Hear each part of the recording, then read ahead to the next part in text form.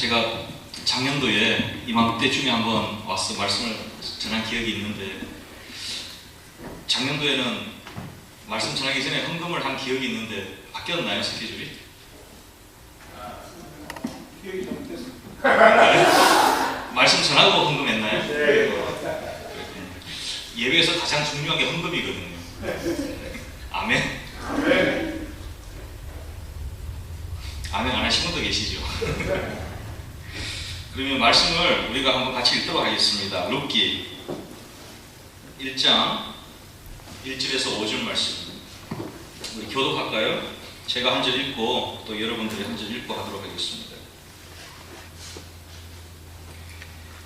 사사들의 치리하던 때에 그 땅에 흉년이 드니라. 유다 베들레헴의 한 사람이 그 아내와 두 아들을 데리고 모압 지방에 가서 우거하였는데, 그 사람의 이름은 엘리멜렉이요 그 아내의 이름은 나오미요 그 두 아들의 이름은 말론과 기르니 유다 베들레헴 베드라 사람들이더라.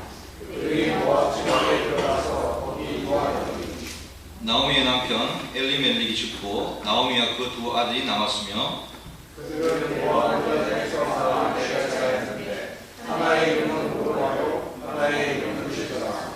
거기가 많은 시절인데 우리 5절 같이 읽도록 하겠습니다. 말론과 기뇽 두 사람이 다 죽고 그 여인은 두 아들과 남편의 뒤에 남았더라. 아멘. 오늘 제가 여러분들에게 전할 말씀의 제목은 남았더라입니다. 남았더라. 토마스 풀러라는 분이 계셔요. 토마스 풀러. 이분이 이런 이야기를 했습니다. 여자는 남자보다 연약한 존재이며 여자 중에서도 노년기의 여자는 더욱 약하다. 그 중에서도 과부는 더 불쌍하며 거기에 가난한 과부는 더더욱 측은하다. 나이가 가난한 노년기의 과부 중에서도 자식이 없는 사람은 더욱 처량하며 그것도 먼 타국에서 계기된 자식 없는 가난한 노년기의 과부는 실로 가련하며 불쌍하다. 진정 욥이 남자 중 가장 많은 고난을 겪었다면 여자 중 가장 처량한 지경에 빠진 여자는 누구이다. 누구인 것 같습니까? 나오미. 오늘 본 말씀에 있는 나오미. 성경에 나오는 여인 중에서 가장 큰 고통을 겪은 여인이 바로 오늘 본문에 나오는 나오미일 것입니다. 나오미. 그런데 나오미는 원래 아주 복된 집안에서 태어난 그런 여인입니다. 그녀가 태어난 곳이 베들레헴 에브라시라는 동네죠. 베들레헴이라는 뜻은 빵입니다. 빵. 만약에 동양인이 이 성경 말씀을 기록했다면 아마 떡이라고 했을 것 같은데, 그죠? 빵, 베들레헴 빵. 근데 에브라시란 말은 뭐냐면 풍성하다라는 겁니다. 풍성하다. 그러면 이 여인이 태어난 베들레헴 에브라, 베들레헴은 빵집인데 빵집이 풍성하다. 빵집이 풍성하다. 나오미가 태어난 그곳은 빵이 풍부한 곳이다. 빵이 풍부한 곳이다.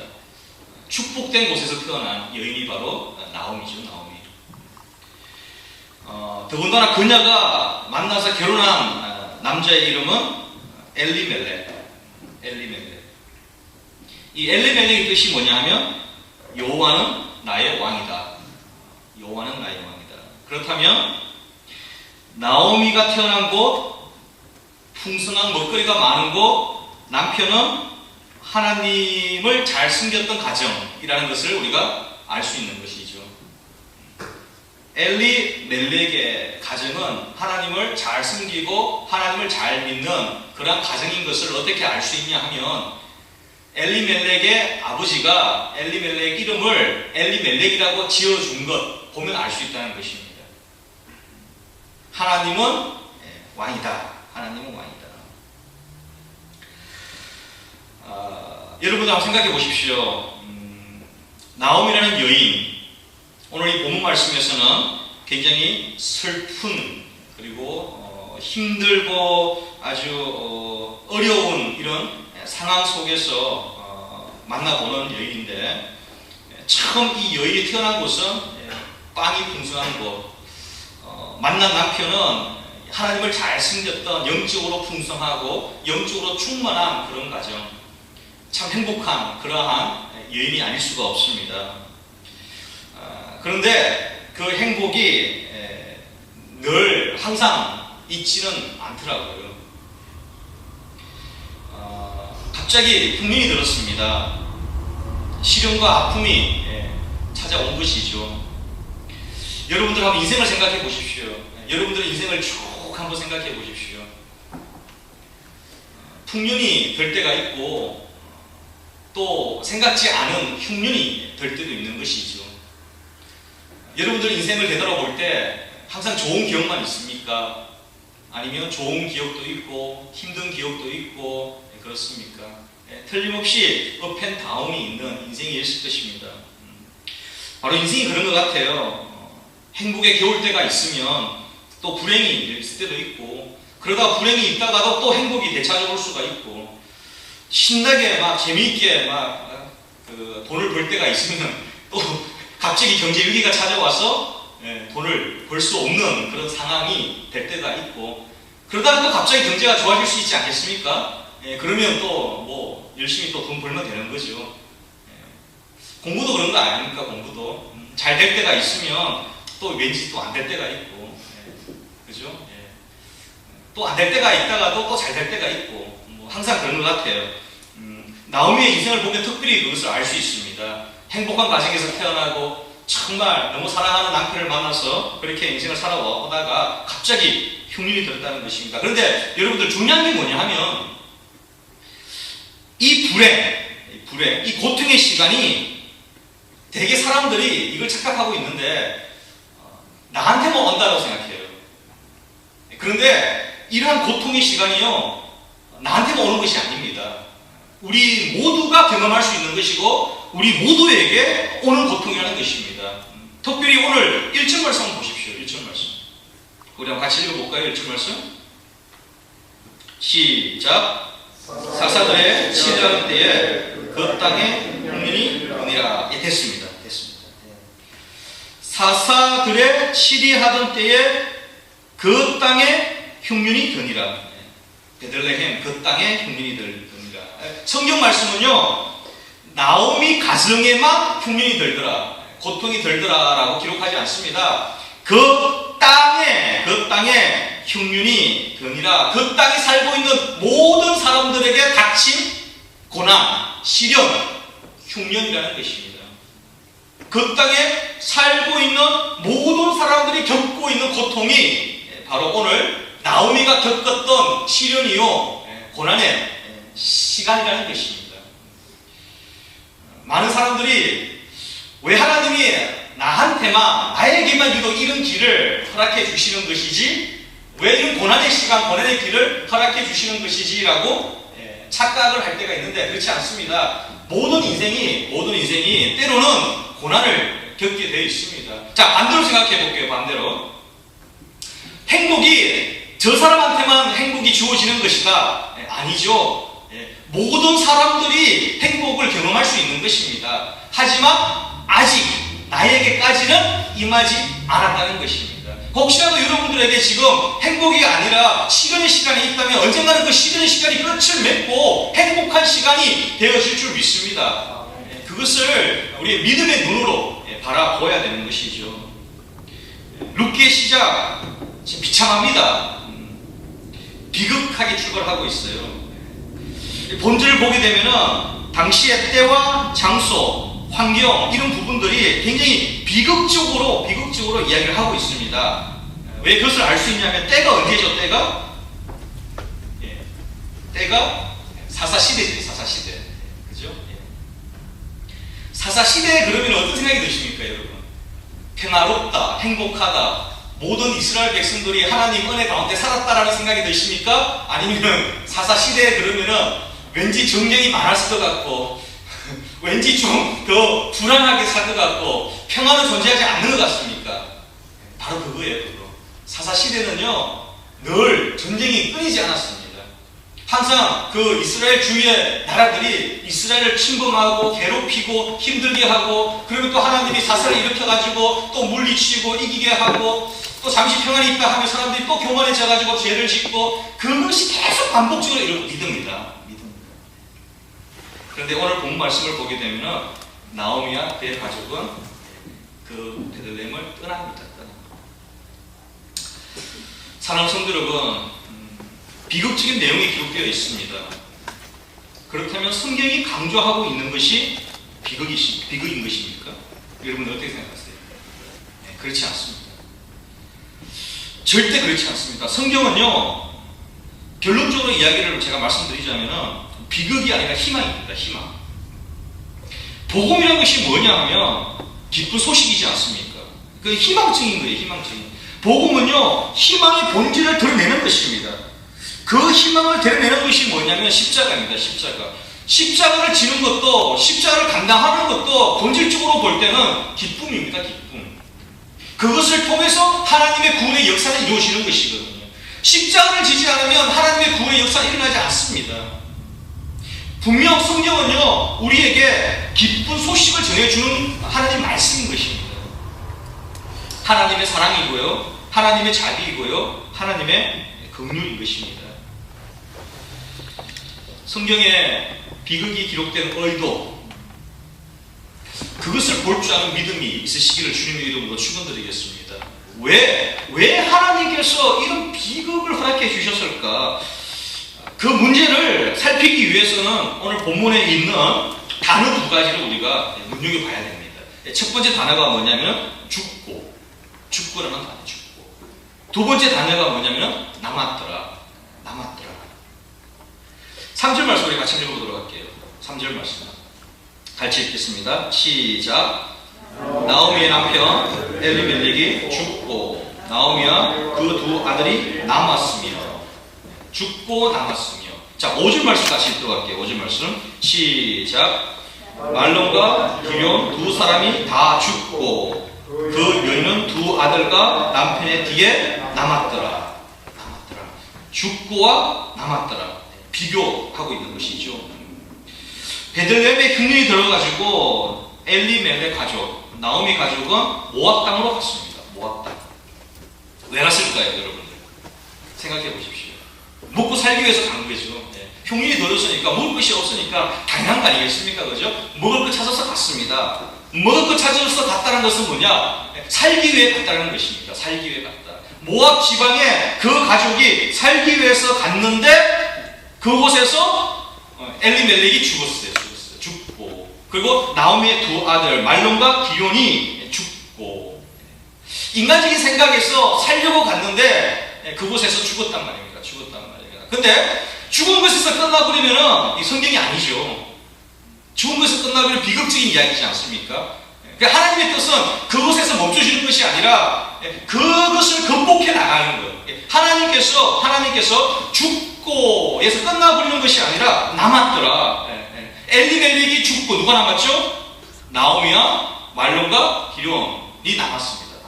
그럼 하나님께서는 죽은 사람을 통해서 역사하실까요? 남은 사람을 통해서 역사하실까요? 남은 사람을 통해서 역사하시는 것입니다. 나오미와 말론과 기럨을 통해서 역사하십니다. 자, 그런데 5절 말씀에 보니까 말론과 기럨도 다 죽고입니다. 다 죽고. 그러면 말론과 기럨을 통해서 역사하시는 하나님이실까요? 아니면 살아있는 그 여인과 두 자부를 통해서 역사하실까요? 틀림없이 남아있는 나오미와 그 두 자부를 통해서 역사하시는 하나님이시라는 것입니다. 남았더라 그러니까 좀 슬프죠. 괜히 모두가 다 떠나고 나만 남겨놓은 것처럼 그렇게 생각이 듭니다. 그런데 오늘 본문 말씀에서 매우 흥미로운 사실 하나를 발견하게 되는 것이죠. 그것이 무엇이냐? 남았더라라는 영적인 의미입니다. 남았더라는 영적인 의미. 인간적인 생각으로 그 남았더라를 생각하면 참 비극적입니다. 모두가 다 죽고 모두가 다 떠나고 홀로 남았더라. 굉장히 외롭습니다. 그런데 오늘 이 본문 말씀에 기록되어 있는 이 남았더라라는 것은요, 슬픔만이 아닙니다. 비극적인 것만은 아닙니다. 왜 그렇습니까? 하나님은 그 남은 자를 통하여서 역사하시고 하나님은 그 남은 자를 통하여서 기적을 일으키시는 하나님이시기 때문에 그렇습니다. 할렐루야. 남자들이 다 죽고 여자 셋이 남았더라. 근데 여전히 하나님은 연약한 그 여인들을 통해서 역사하시더라는 것입니다. 남았더라라는 영적인 의미, 이것을 좀 저는 묵상하기를 원합니다. 이것을 통해가지고 은혜 받기를 원하는데, 그러려면 몇 가지 좀 우리가 생각을 해야 돼요. 첫 번째가 뭐냐면, 자, 여러분 한번 생각해 보세요. 룻기의 주인공이 누구일까? 첫 번째가 룻기의 주인공이 누구일까? 누군 것 같아요? 룻기의 주인공. 잠시 말씀해 주셔요. 생각해 보시고. 자, 두 번째, 룻기의 내용이 쓰여진 시기가 언제일까? 기록 연대가 언제일까? 룻기가 기록된 시기. 세 번째가 룻기가 쓰여진 목적이 무엇일까? 목적. 룻기가 왜 기록되었을까? 그것을 우리가 영적인 눈으로 볼 수 있다면은 왜 하나님이 남았더라라는 것을 통하여서 역사에 주시는지 우리가 알 수 있다는 것입니다. 자, 먼저 룻기의 주인공. 분명히 본문 말씀 속에는 나오미, 룻, 보아스 뭐 이런 사람들이 주인공처럼 보입니다. 그죠? 맞아요. 주인공 맞습니다. 그런데 이 룻기 전체에서 딱 한 번 이름이 기록된 사람이 있습니다. 거론된 사람이 있습니다. 이 사람이 누구냐면 다윗입니다. 다윗. 룻기라는 이 성경에 누가 기록되어 있냐면은 다윗 이름이 거론되어 있어요. 혹시 그거 아셨던 분 계셔요? 모르셨어요? 다행이네요. 감사합니다. 몰라줘야지만 은혜가 되는 것입니다. 모르는 것을 목사님이 그것을 딱 깨달아가지고 가르쳐주는 것, 그때 은혜가 있는 것이거든요. 자, 4장 22절 한번 찾아볼게요. 룻기 4장 22절은 룻기의 마지막 절입니다. 마지막 절. 같이 읽도록 하겠습니다. 시작. 오벳은 이새를 낳았고 이새는 다윗을 낳았더라. 오벳은 이새를 낳았고 이새는 다윗을 낳았더라. 오벳의 아버지가 누구냐면은 보아스입니다. 그러면 오벳의 어머니는 누굴까요? 룻이잖아요. 룻이 오벳을 낳았고 오벳이 이새를 낳았고 이새가 누굴 낳았다? 다윗을 낳았더라. 다윗의 조상이 누구냐 하면 룻입니다. 룻. 족보를 따져보니까 정조 할머니 정도 돼요. 정조 할머니. 그렇죠? 왜 이것이 중요할까? 왜 다윗의 이름이 기록되어 있는 것이 이렇게 중요할까? 룻기의 사건은 언제부터 시작하고 있냐면은 사사시대입니다. 사사시대. 1장 1절. 사사시대. 근데 룻기가 기록된 시기는 사사시대가 아닙니다. 사무엘 시대일까요? 아닙니다. 사울왕 시대일까요? 아닙니다. 어느 시대? 다윗이 거론된 걸로 봐서는 다윗 왕 때입니다. 다윗 왕 때. 잘 따라오고 계시죠? 다윗 왕 때에 룻기가 기록되었다는 것입니다. 자, 다윗 왕국을 한번 생각해 보십시오. 비극적인 것입니까? 아니면 천하태평입니까? 천하태평이죠. 다윗 왕 때에 가장 그 이스라엘 나라가 부강했던 나라고 영적으로도 충만했던 나라고 모든 것이 풍부한 나라, 모든 것이 풍부한 시기, 바로 그때가 다윗 시대였다는 것입니다. 왜 다윗 때에 이 룻기가 기록되었냐라는 것을 알 수 있냐면 솔로몬이 없습니다. 만약 다윗 이후에 이 룻기가 기록되었다면 틀림없이 솔로몬이 나와야 됩니다. 그런데 오늘 룻기의 마지막 절은 다윗에서 끝을 맺고 있습니다. 자, 그 말은 무슨 말이냐? 다윗 시대에서 다윗 왕조의 어떤 사람이 다윗 왕이 어떻게 해서 왕이 되었는지를 알기 위해서 룻기를 기록을 했다라는 것입니다. 그 룻기를 기록하기 위해서 보니까 사사 시대 때부터 시작을 해야 되고, 엘리멜렉이 모압 땅으로 간 것 이야기해야 되고, 그곳에서 죽었더라 이야기해야 되고, 나오미가 보아스를 만난 것 이야기해야 되고, 그러면서 오벳, 이세, 다윗까지 내려오는 족보를 이야기 안 할 수가 없다라는 것입니다. 룻기는 사사 시대라는 아주 어둡고 힘든 그리고 불행한 그러한 시기에 아주 작은 가정, 그 가정을 통해서 다윗 왕이 태어났고, 그리고 더 나아가가지고 그 다윗 왕이 이루었던 태평성대, 그 이스라엘이라는 그 나라를 보게 하는 것입니다. 그래서 이 본문 말씀에서 이 남았더라라는 것이 얼마나 영적으로 중요한 것이냐 하면, 바로 이 남았더라가 다윗에까지 가는 것입니다. 다윗에서 멈출까요? 아니요. 다윗을 통해서 그 나라가 부강했던 것, 영적으로도 충만하고, 그리고 정치적으로도 안정을 누렸고, 모든 것이 다 태평성대, 천하태평이었던 그 시대까지 가는 것입니다. 조금 더 가볼까요, 그럼? 다윗을 통해서 누가 이 세상에 오셨죠? 예수 그리스도. 예수 그리스도. 하나님의 계획은요, 이 나오미를 통하여서 누가 태어나기까지 하시는 거냐 하면, 바로 예수 그리스도, 인류를 구원하실, 여러분과 저를 구원하실 예수 그리스도가 태어나기까지 하시기 위해서 남았더라가 필요한 것입니다. 룻기 4장의 내용은 굉장히 중요한 것입니다. 그래서 오늘 본문 말씀이 아주 짧은 5절 말씀에 불과하죠. 그런데 우리의 시선이 단지 이 5절 말씀에서만 멈춰버리면 모든 것이 다 비극적인 것입니다.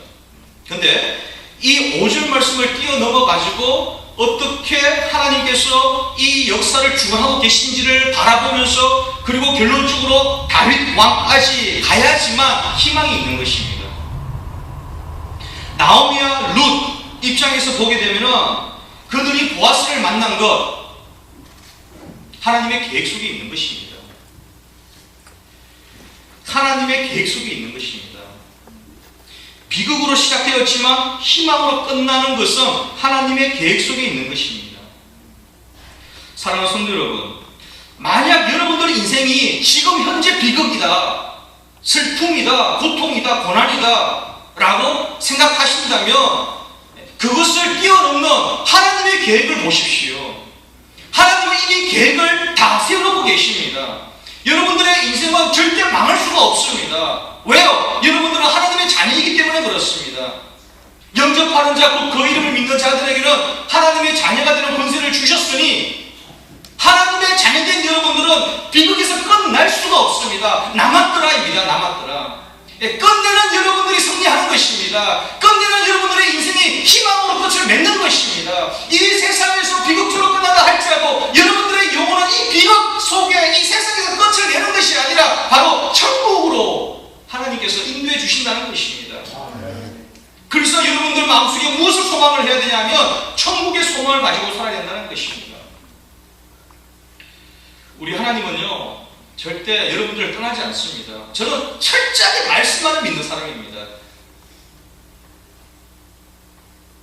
저는요, 철저하게 하나님 말씀에 순종하고 나가는 사람입니다.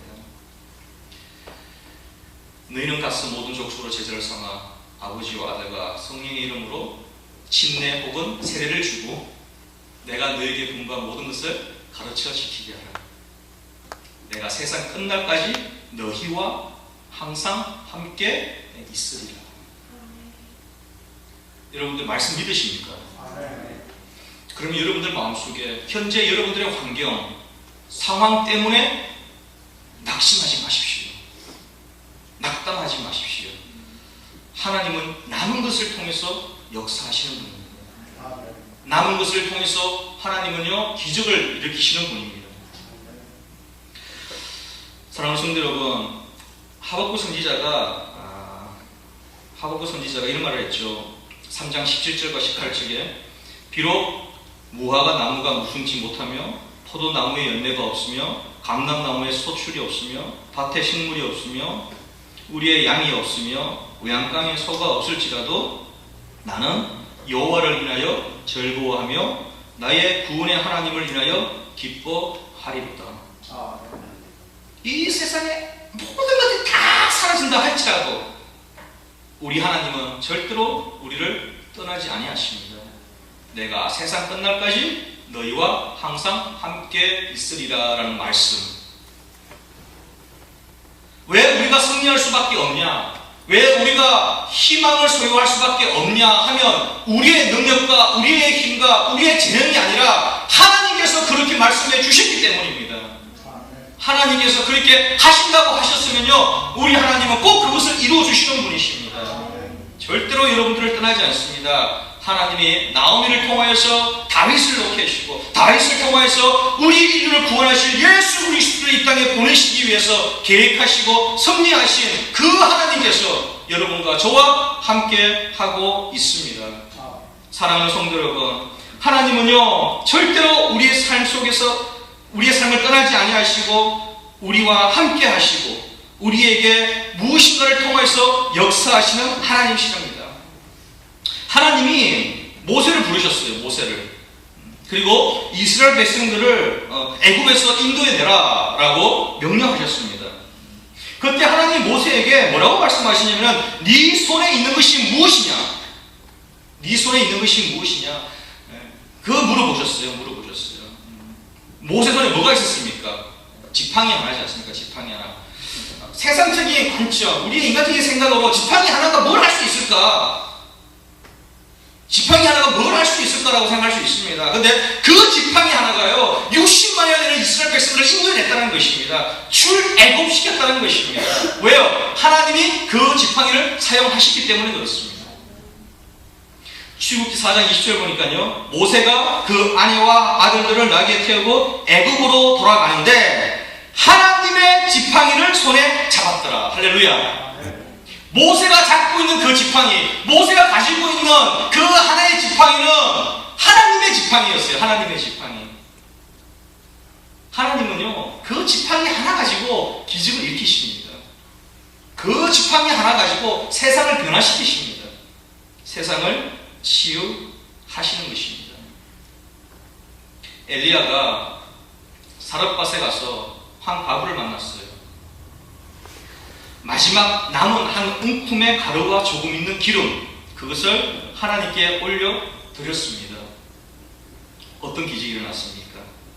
그 동네에 있는 모든 사람들이 가득 묻고도 남을 만한 그러한 기적이 일어났다는 것입니다. 요한복음 6장에 보면 작은 아이 하나가 예수님께 정말 조금 되는 오병이어를 예수님께 드립니다. 그랬더니 예수님께서는 5,000명 이상 되는 많은 사람들이 먹을 수 있는 빵과 고기를 만들어내셨어요. 저는요 이런 말씀들이 다 믿어지는데 여러분도 다 믿어지십니까? 다 믿어지세요? 믿는다고 말만 하지 마시고 여러분도 삶 속에 어플라이 하십시오. 적용하셔야 됩니다. 정말 여러분들이 가지고 있는 오병이어가 무엇인지, 정말 여러분들이 가지고 있는 조그마한 가루와 기름이 무엇인지, 정말 여러분들의 손에 쥐어져 있는 그것이 무엇인지, 그것이 지팡이든지, 그것이 책이든지, 그것이 악기든지, 그것이 무엇이든지 하나님이 사용하시면 그것을 가지고 기적을 일으키신다는 것입니다.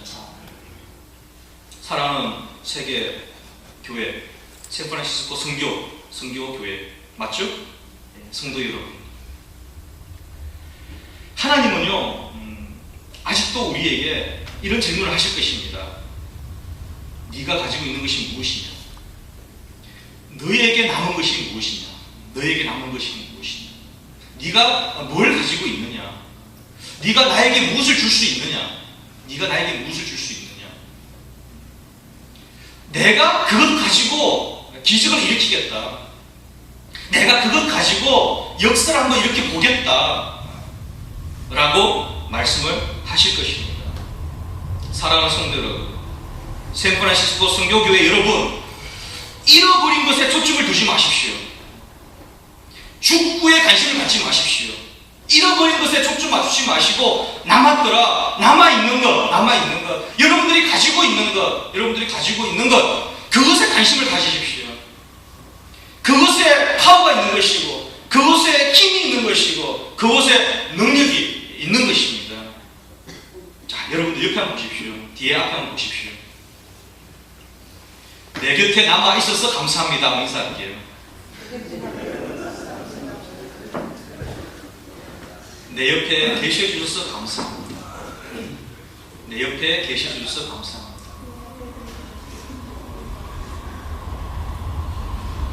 사랑하는 성도 여러분, 여전히 우리에게는요, 하나님이 허락해 주신 한 가지가 있습니다.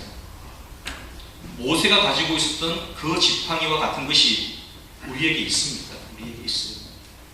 세상이 아무리 경제적으로 힘들고 어렵고 상황이 좋아지지 않고 테러가 일어나고 여전히 암흑과 같은 시대에 살고 있다는 느낌이 들 때가 있습니다. 특별히 미국 대통령을 보니까 더 그래요. 마음이 아파요.